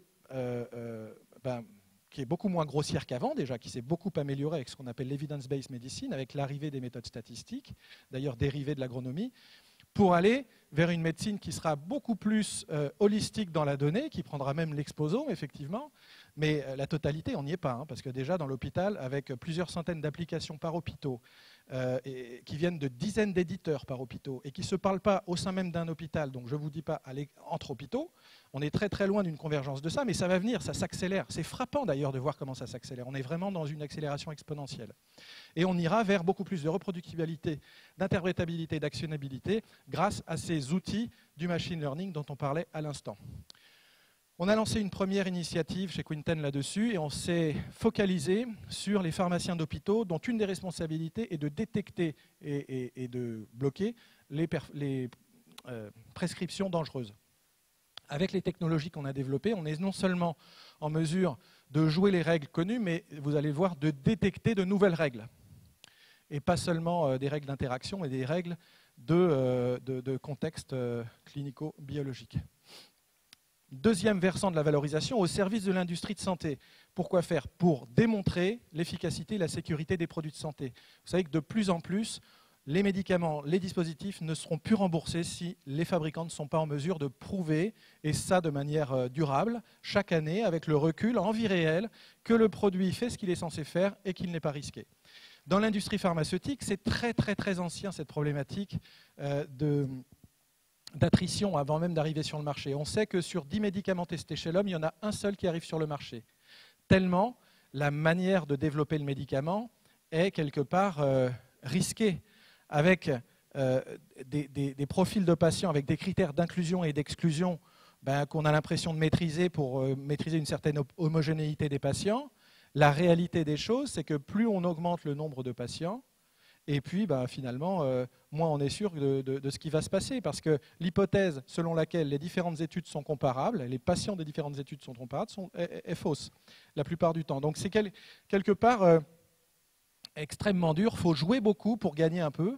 Et effectivement, on évalue le coût de la mise sur le marché d'une nouvelle molécule, une nouvelle entité moléculaire à 1 à 2 milliards de dollars. Ce n'est pas parce qu'un programme coûte ça, c'est parce qu'il y en a plein qui échouent avant d'arriver à un médicament approuvé sur le marché. Alors, c'est inefficient à un point que sur l'ensemble des produits qui ont réussi à arriver sur le marché, l'industrie pharmaceutique dépense tellement d'argent là-dessus qu'elle est obligée de couper certains programmes successful pour pouvoir investir dans la commercialisation des autres. Vous voyez jusqu'où va cette inefficience. Alors même que pendant tout ce processus, il y a de plus en plus de données qui est générées pour valider ces hypothèses empiriques. C'est-à-dire tel traitement, telle molécule va agir sur telle cible biologique. Toutes ces données ne sont quasiment pas utilisées pour raffiner ces hypothèses empiriques ou en générer de nouvelles. Pour vous dire comment cette industrie va pouvoir se reprogrammer et reprogrammer son efficience grâce à l'intelligence artificielle. L'inertie des habitudes, l'inertie des pratiques, des disciplines fait que c'est très lent. Parce que ça fait longtemps qu'on sait qu'on peut le faire, mais c'est très lent. Voilà tous les cas d'usage qu'on a traités en 12 ans. De la recherche préclinique, l'identification des cibles, l'optimisation des molécules multiparamétriques, la pharmacogénomique, je vais vous donner un exemple, l'optimisation des études cliniques, la sécurisation aussi, le dérisking en identifiant les populations à fort risque d'effets indésirables. Et maintenant, le sujet chaud, c'est les études en vie réelle, parce que c'est ça qui est important. Il y a des études qui ont montré récemment, et ça c'est vrai pour tous les labos et toutes les molécules, que quand on regarde en vie réelle les patients sur lesquels un produit est donné, les patients au sein de ceux-là qui correspondent aux critères d'inclusion et d'exclusion des essais cliniques qui ont permis de mettre au point la molécule correspondent à 15% des patients. Ça, c'est vous dire. Hein. C'est-à-dire qu'on met au point les molécules, les produits, sur une diversité de patients qui correspond juste à 15% des patients qui vont prendre la molécule par la suite. Et ce n'est pas dû juste à l'utilisation en dehors des clous. Hein. Alors, les gros acteurs aujourd'hui, et notamment les Google, etc., mais pas seulement, hein, se placent beaucoup au niveau du recrutement des patients et de l'e-monitoring, évidemment, hein, puisque avec les wearables, avec leur accès aux réseaux sociaux, etc., ils se placent beaucoup là-dessus. Bon, ça c'est ce qu'on a fait. Juste pour exemplifier un peu, je sais qu'on est déjà très en retard, mais ce qui est important ici, c'est ça, c'est les cas qu'on traite, les sujets qu'on traite en support de l'industrie pharma. On est beaucoup sur les traitements innovants, sur l'efficacité de ces traitements, la sécurité de ces traitements, les facteurs pronostiques d'évolution des maladies, les drivers de prescription, le diagnostic plus précoce et plus précis des maladies, l'analyse aussi et l'identification des patients qui vont progresser plus rapidement que les autres. Et le traitement optimal des séquences est quelque chose d'absolument clé en oncologie notamment. Le poids des maladies, le poids notamment médico-social, et puis le recrutement des centres d'investigation, notamment en traitant des millions d'articles avec des technologies de traitement automatique du langage. Alors les exemples, j'ai encore un peu de temps ? Quelques minutes. Alors un exemple dans le domaine de l'oncologie. En 2012, on rencontre Jean-Charles Soria, vers qui on est orienté par l'INCa, et on lui explique ce qu'on fait avec nos algorithmes d'extraction de règles, parce que ces algorithmes-là permettent, finalement, là où les méthodes d'intelligence artificielle, de systèmes experts dont on parlait tout à l'heure, s'alimentent de règles d'experts, ces technologies permettent d'extraire des règles de manière agnostique, quoi. Et donc des règles qui sont celles que les experts auraient édictées souvent, et même des règles qu'eux-mêmes n'auraient pas forcément édictées compte tenu de leur expérience. En gros, ce qu'il faut retenir ici, c'est une série de 121 patients qui ont tous été traités chirurgicalement. Les tumeurs ont été resséquées, les tumeurs du poumon.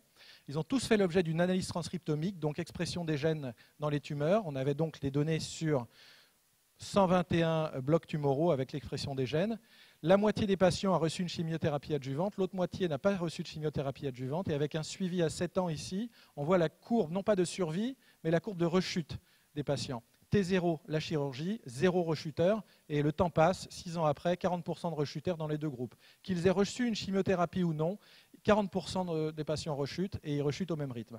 Donc il me dit, Jean-Charles Soria me dit à l'époque, il me dit mais c'était très surprenant de voir ça parce que nous, ce qu'on observait sur le terrain en tant que médecin traitant, c'est des patients qui répondaient très bien pour certains et d'autres qui répondaient très mal. Et on ne comprend pas comment on peut nous dire qu'en moyenne, le traitement ne sert à rien. Donc il me dit on a essayé de trouver des sous-groupes avec nos équipes en interne, on n'en a pas trouvé parce que les données sont trop bruitées, peut-être que vous pouvez nous aider. Donc on prend les données, évidemment sous accord de confidentialité, on les traite et on revient vers lui en ayant mis en évidence que 3 sous-groupes, on a mis alors en fait cet algorithme fait une exploration massivement combinatoire des données. On n'est pas dans de l'ajustement de modèle, on n'est pas sur des prémices statistiques, on est sur une exploration massivement combinatoire et une mesure de l'écart à l'aléa. Donc je n'ai pas beaucoup de temps, donc je vais accélérer. En gros, ce qu'on a trouvé, c'est 3 sous-groupes caractérisés. Oula, qu'est-ce que j'ai fait là? Ouais. Caractérisés respectivement par ce fameux gène G, là, voilà, le fameux gène G, mais dans 3 contextes génétiques différents, donc G surexprimé au-delà d'un certain seuil, et dans 3 contextes génétiques différents, alpha, bêta, gamma. Ça pointait sur donc 3 sous-groupes. Ensemble, ça représentait 37 patients. Vous voyez les petits nombres, hein. Aujourd'hui, il y a des gens qui viennent me voir en disant bon, j'ai que 5000 patients, vous pensez qu'on va pouvoir faire de l'intelligence artificielle? Ils ont entendu qu'il n'y avait que le deep learning, qu'il fallait des millions d'exemples. On peut faire de l'apprentissage automatique avec un nombre d'exemples relativement faible. Là, ce qu'on a trouvé, c'est que ces sous-groupes contenaient 37 patients, 22 traités, 15 non traités, 13% de rechute chez les traités, 86% chez les non traités. Regardez l'écart. Ici, les traités, ici, les non traités dans ces groupes-là, hein. Ce même gène est sorti sous-exprimé dans 4 contextes génétiques différents, pointant sur 42 patients, 19 traités, 80% de rechute, 23 non traités, 4% de rechute, soit 20 fois plus de rechute chez les traités. Ces patients-là, vous ne les traitez pas, ils rechutent à 20%, vous les traitez, ils rechutent jusqu'à 60%. Évidemment, 120 patients, c'est difficile d'apprendre sur 80 et valider sur 40. On prend tout là pour apprendre. Donc après, il faut valider. Alors qu'est-ce qui s'est passé? C'est que quand ils ont vu ces résultats, ils ont pris les échantillons, ils ont fait de l'immunohistochimie, ils ont inhibé le fameux gène pivot, qui s'appelle MS19G. Ils ont vu que ça influençait, ça impactait la résistance à la platine, qui était le principe actif de la chimio. Et au final, ils ont réussi à accéder à une cohorte canadienne sur le même sujet et à valider nos résultats qui ont été publiés dans Cancer Biomarkers en 2016. Mais plus globalement, quand on utilise ce genre de technologie, quel que soit le type d'entité auquel on s'intéresse, que ce soit des patients, des médecins, des batchs de production, peu importe, on va aller s'intéresser aux phénomènes d'intérêt. Ici, par exemple, un effet indésirable qui concerne 10% des 2000 patients. décrit par 257 variables, hein, typiquement une étude clinique. Et là, ce qu'on va faire avec cette technologie, on va chercher les poches de surconcentration du phénomène avec les drivers locaux. Par exemple, ici, les plus de 56 ans ayant pris la forte dose pendant plus de 50 jours, ils sont 126 à avoir ces 3 critères simultanément, et la moitié d'entre eux a l'effet indésirable à comparer aux 10%, soit 5 fois plus que la moyenne. Et on va, avec le minimum de règles, couvrir le maximum du phénomène, ce qui va nous amener à ensuite exploiter ces règles. Donc, quand on zoome ici sur cette règle, on voit qu'elle représente que 6% de la base, mais que la moitié de 126, c'est 60. 60 sur 200, on est à un tiers du problème couvert juste avec 6% de la base. Ce qui fait que ce qui est intéressant, c'est de voir que ces 3 critères séparément ne portaient pratiquement pas de signal. Il y a juste la dose qui portait un signal, mais c'est juste pas exploitable, parce qu'on ne peut pas supprimer la forte dose. Il y en a qui en ont besoin sans être à risque. Par contre, le fait d'avoir ce type de connaissance nous permet de dire, quand le patient a plus de 56 ans, on va activer ce message pour lui dire, attention, tu veux lui donner la forte dose, ne lui donne pas plus de 50 jours. Et on est dans du raisonnement augmenté, parce qu'on est au stade aujourd'hui, on a des robots qui peuvent générer, tenir à jour des corpus de bonnes et de mauvaises pratiques et les activer en situation de décision, ce qui fait qu'on est vraiment, vraiment dans ce qu'on pourrait appeler un exocerveau.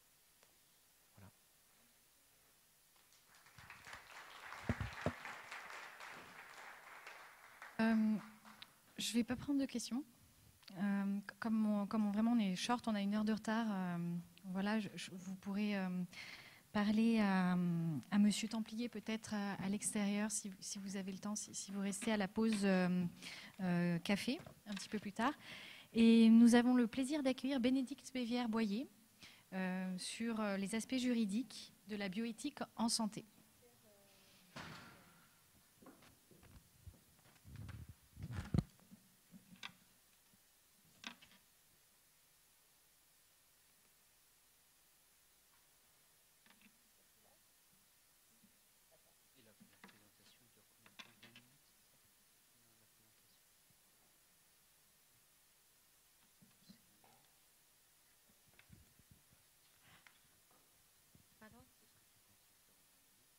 Oui, 5 minutes avant, vous me faites un petit coucou pour que j'accélère le truc.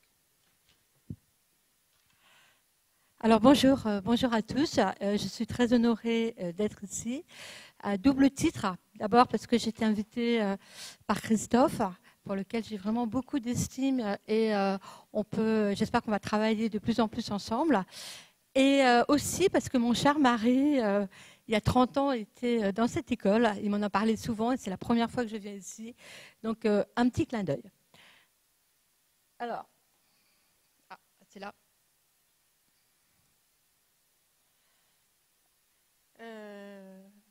Ça marche pas?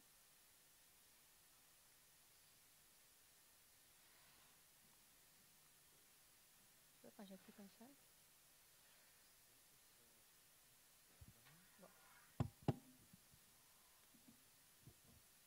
Alors, je remercie. Ah, ça marche.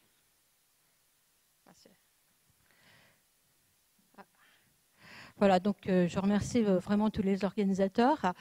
Pour me présenter, je suis maître de conférence à l'Université de Paris 8. Je travaille en droit de la santé, éthique et depuis quelques années, bien évidemment, avec le numérique, puisque santé et numérique, en fait, c'est indissociable maintenant. Nous avons monté cette année un nouveau Master 2 numérique et santé. Donc je vous en parle parce que je trouve que c'est important. Et sinon, on a monté aussi un cycle de conférences à la Cour de cassation sur numérique, droit et société. Alors l'objectif de cette présentation est de réfléchir sur un nouvel écosystème juridique. Pourquoi? Parce qu'en fait, en ce moment, nous sommes en grande transformation et nous avons une multitude d'acteurs qui sont impactés. Nous avons tout d'abord les usagers de santé. Tout à l'heure, je le disais, on n'a pas beaucoup parlé aujourd'hui de la protection des usagers de santé, alors que ce sont les partenaires les plus importants. Nous avons bien sûr les professionnels de santé, l'État, les GAFAMI et les BACS chinois. Nous sommes dans une véritable révolution que le juriste va devoir appréhender. Révolution par rapport à l'appréhension même de la personne. Aujourd'hui, on a beaucoup parlé de la santé de la personne, mais je crois que de plus en plus, on va devoir s'intéresser à la personne de sa conception jusqu'à sa fin. Et on parle aujourd'hui de parcours de santé, mais on va devoir parler de parcours de santé à vie. Et avec toutes les données qu'on pourra obtenir, pas seulement génétiques, mais médicales, les psosomes, etc., eh bien, on pourra de plus en plus soigner la personne, notamment dans le cadre de la médecine personnalisée. Nous sommes aussi dans une révolution des relations médicales, puisque jusqu'à présent, nous avions un colloque singulier entre une personne et le professionnel de santé. Alors que de plus en plus, maintenant, on va avoir une multitude d'acteurs de santé et la relation, le colloque singulier tel que nous le connaissons aujourd'hui, va obligatoirement se transformer. La recherche est aussi impactée par l'utilisation des données de santé. La notion de politique de santé publique va devoir complètement être repensée. Le commerce tel que nous le connaissons aujourd'hui, il y a eu plusieurs intervenants qui sont intervenus sur les entreprises, etc. Là encore, nous sommes en révolution et le juriste va devoir intervenir. Les financeurs, les GAFAMI, voilà, tout le monde est impacté par le numérique. Le droit, c'est un ensemble de règles qui régissent la conduite des hommes en société. Et donc, vous voyez l'immense tâche du juriste, c'est de pouvoir appréhender cet écosystème général et essayer d'organiser l'interaction entre non seulement les acteurs de santé, mais le système de santé tel qu'il est aujourd'hui, en interaction avec les GAFAMI qui prennent de plus en plus d'importance. Alors nous avons commencé un petit peu avec différentes règles, notamment le RGPD, la protection des données personnelles de santé, la politique de santé publique, le droit du patient. Donc vous voyez, petit à petit, on construit diverses règles juridiques. Et nous avons en préparation la révision des lois de bioéthique. Tout à l'heure, un intervenant nous a parlé des données de santé. En fait, les données de santé, ce n'est pas que les données qui concernent l'individu, c'est une multitude de données. Les données de big data, les données publiques de santé avec Alzata, les données personnelles de santé, les données professionnelles de santé. Et donc, il nous faudra aussi interagir, réfléchir le droit compte tenu de l'utilisation de ces différentes données de santé. Voilà, donc vous voyez, on doit réagir par rapport à plein de nouveaux paramètres. La donnée, les outils qui vont exploiter la donnée et les interconnexions qui existent entre les ordinateurs, les tablettes, les robots, les objets connectés. Voilà la tâche du juriste. Voilà pourquoi il est important d'appréhender le droit, pas par rapport à des secteurs particuliers, mais par rapport au système global de santé. Donc ce n'est pas que l'hôpital, ce n'est pas que la relation médicale, c'est la santé au sens large. Au sens large, par rapport à la prévention, par rapport au suivi de la personne, par rapport à la promotion de la santé, par rapport à la politique de santé, par rapport à la formation, tout à l'heure on en a parlé. Vous voyez, tout ça c'est un ensemble très très important, y compris par rapport à la cybercriminalité qui aujourd'hui, plus que jamais, est un problème majeur. Donc, de la part des juristes, on doit opérer des choix stratégiques, politiques de santé publique, voir les moyens organisationnels, qui sont les décideurs, qui sont les personnels, qui sont les moyens, avec des modalités adaptées, puisque par exemple en France, nous avons la désertification médicale où la télémédecine va beaucoup intervenir, etc. Les compétences des acteurs, là tout à l'heure on parlait de l'interdisciplinarité, plus ça va, plus on va devoir partager ensemble nos recherches, nos pratiques, et pour ce faire, le droit va devoir aussi prendre ça en considération. Les ressources, les méthodes, les principes. L'objectif de la réglementation, c'est une meilleure protection des données. Progressivement, on y arrive. Une meilleure protection de la personne. Alors là, je peux vous dire, c'est très compliqué et on n'y est pas encore. Un grand accompagnement des institutions. Petit à petit, nous avons la loi 2022 qui est intervenue, mais on a encore pas mal de choses à faire. Un meilleur cadre pour les professionnels de santé pris au sens large, mais aussi penser à soutenir toutes les entreprises innovantes dans le domaine du numérique en santé. Ma démonstration, ça va être de vous expliquer qu'il y a une implication croissante de l'État dans le domaine du numérique et petit à petit, on réussit à bien remplir l'objectif de répondre aux finalités professionnelles. Encore qu'on peut faire mieux. Mais la protection de l'usager de santé, c'est encore difficile et la loi bioéthique doit avancer encore plus par l'article 11. Un problème majeur, c'est l'intrusion sans cesse plus importante des GAFAMI. Et donc, on va devoir trouver des nouveaux équilibrages. Et en raison de ça, il faut réfléchir sur un nouvel écosystème normatif. Voyons tout d'abord l'implication croissante de l'État pour le numérique en santé en matière de politique de santé publique. Eh bien, à mon sens, je dirais que c'est assez satisfaisant pour les finalités professionnelles. En effet, au départ, nous avons le président de la République qui avait annoncé une plateforme nationale sécurisée pour le traitement des données. Objectif réussi, la loi Ma Santé 2022, avec plein de dispositions dans ce sens. Et je dirais qu'on peut toujours améliorer le processus, mais il y a des dispositifs importants en matière notamment de plateformes de données santé qui seront utilisés pour le soin et pour la recherche. Il y a des dispositifs aussi très intéressants, et on en a parlé tout à l'heure, notamment pour la formation des professionnels de santé. Donc le législateur s'est bien préoccupé jusqu'à présent du contexte des professionnels de santé. Mais attention, ce n'est pas encore suffisant. Ce n'est pas encore suffisant puisque nous vivons dans un contexte de cybersécurité de plus en plus attaqué et c'est vraiment alarmiste. Donc on a dans la presse, on a beaucoup parlé du CHU de Rouen, mais on a plein d'autres exemples où on peut percevoir les failles majeures dans le domaine de la cybercriminalité. Par exemple, vous avez des milliers de données confidentielles de patients qui sont sur la toile Internet.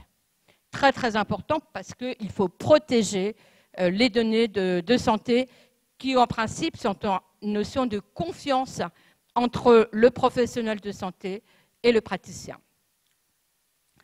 Donc, je dirais relativement satisfaisant pour les professionnels de santé, mais malheureusement, à mon sens, décevant pour la protection des usagers de santé. Pourquoi ?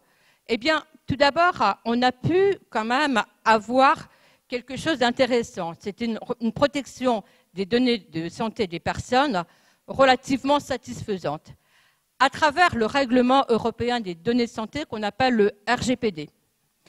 On a aussi des dispositions qui ont été faites par la CNIL. Donc là, vous voyez, il y a une avancée importante pour la protection des données personnelles de l'individu.